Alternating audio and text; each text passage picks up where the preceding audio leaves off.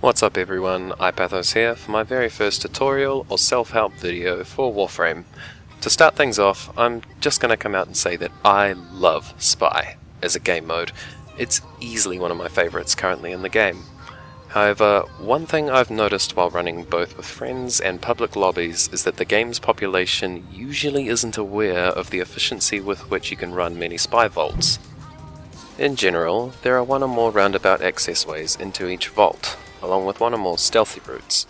My intent with this video and a few I want to have following it is to outline and show the manner in which I run Spy vaults, aiming for both speed and minimum enemy engagement, while also aiming to get into and hack the vault without setting off the alarms. To begin with, I'm going to go over basic Grineer Vaults, which is what you will come across when running Spy on the Grineer Asteroid, Galleon, Shipyard and Settlement tilesets. Later on, I will cover the less conventional Grineer Vaults found in both the Sea Lab and Forest tilesets, as well as then covering Corpus Vaults, and then finally Orokin Moon Spy.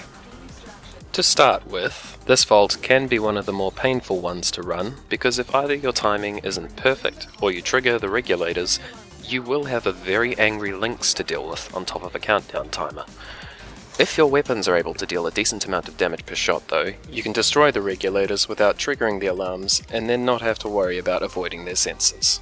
Apart from that main factor, the rest of the vault is as simple as running to the terminal and hacking it. It appears as though the regulators will pause for a long period of time at the end of their patrol route. Then, once they stop in this particular position, here would be your cue to run through and hack. Do remember though that in higher level missions there are 2 regulators, one on each side. This can be a bit of a danger if you're not paying attention. With that, you're done. Let's move on. This vault will likely pose as much of an issue as the previous if you're not able to guarantee kills on the regulators. I find the most reliable strategy is as follows. Wait until the regulator or regulators have begun to enter the corridor, but watch out for sudden twitches. Then follow one of them in, jump into the little alcove, and bullet jump up. Then wait on the force field in the middle to disable and pass through. You'll then be wanting to jump the gap and check the enemy below, ensuring they're not facing you as you drop straight under the floor. Then it's a simple matter of sliding under any high laser and jumping over any low laser. This will depend on what the level of the mission you're doing is. Then hack the terminal and you're done. Do watch out, as there is typically an enemy patrolling the terminal and connecting room though, usually an Eximus. This can be dispatched with relative ease in most cases. Moving on. This vault should prove to be the last with significant chance of setting off the alarms. Just run in immediately straight to the left and down the pipe to the lower floor. Once you're here, hack the console to disable one sensor bar, and then continue to the back of the room before jumping up the chute there. Once you're in the little antechamber, then slink along the little pipes here staying close to the wall, running through the next pipe and hacking the console to disable the other sensor bar. Once this is done, you need to make sure the regulator in the beginning section is facing away from you, then jump up to the upper floor. Wait until this force field has disabled itself and jump through, then down into the vault proper. There is an enemy here in all but the lowest level vaults, which can be stealth finished if you jump down at the correct time. Then you hack the vault, and you're done. Nice and simple. Now for the easy ones. This vault is as simple as running to the right and bullet jumping up above these 2 pipes, then making your way to the platform above.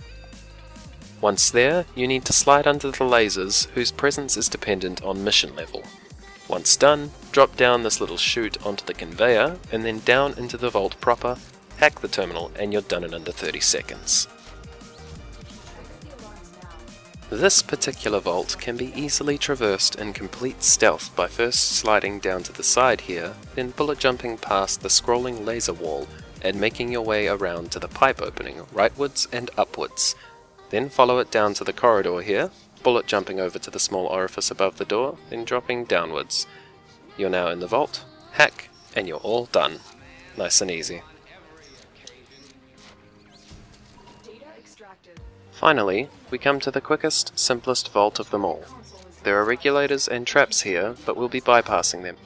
All you need to do is bullet jump off to the platform up on either side, then upwards again onto the top of the vault tower. Drop down through the section of broken glass up top and hack the console to complete the vault. And that concludes the tutorial for the conventional Grineer Vaults. I will be continuing onwards with the unconventional vaults and other faction vaults in the near future. If you have any questions, feel free to ask, and I'll attempt to answer them as quickly and as best I can. Extra info in the description, and if you enjoyed the video, please leave a like, and if you didn't, don't hesitate to hit the dislike button. Thanks for watching, and I'll see you in the next vault. iPathos out.